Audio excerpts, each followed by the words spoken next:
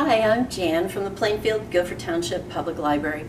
Today we're going to experiment with the concept of buoyancy, that is, if things sink or float in liquids. We'll start by just trying a few things.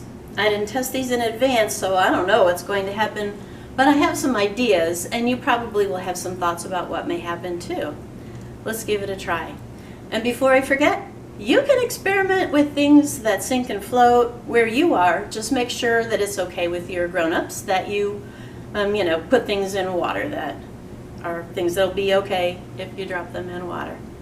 All right, here we go. The first thing that I have is just a styrofoam tray. Sink or float? Yeah. I think that the plastic has a lot of air in it, and that will make it very buoyant. Here's the next thing. Rubber bands. Sink or float?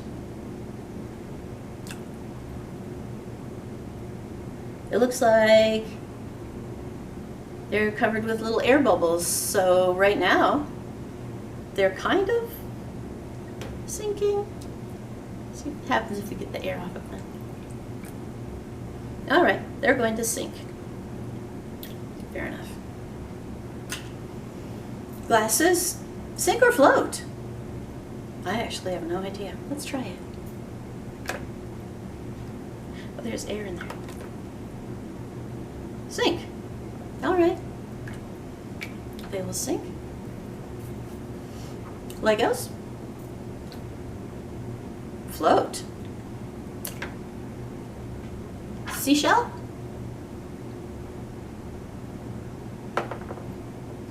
Sink. Huh, okay. Rock? It's pretty heavy, it's pretty dense. Let's see, sink or float? I guess sink. That's definitely a sink.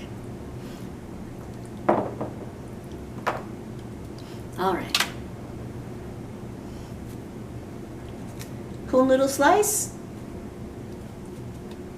Float? Again, there's a lot of air in there. Feather? At least it's starting out floating. That's good.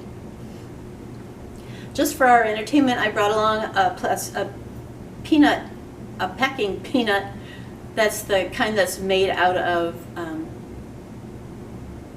baking soda. Is that right? Anyway, when you get them wet, they get sticky and they dissolve. So let's just give it a try. We'll just drop that in there and see what happens.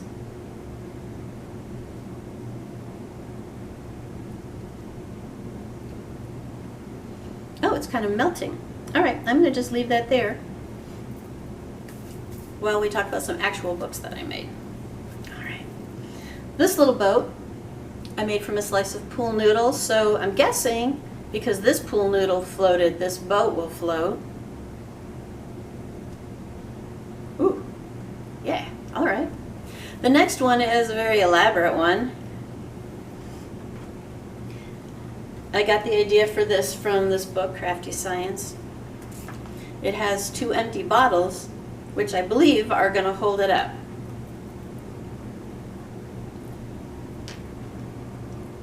Haven't tried it.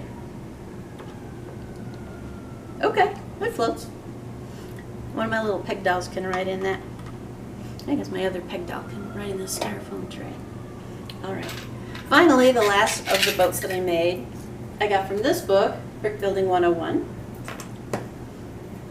It's from Legos. It's just a perimeter. And in the book, they suggest that you drop pennies in it and see how many pennies that you can get in there before it tips over or sinks, I guess. So let's try it. Hopefully it floats in the first place. Okay, it's floating. Let's move this big boat.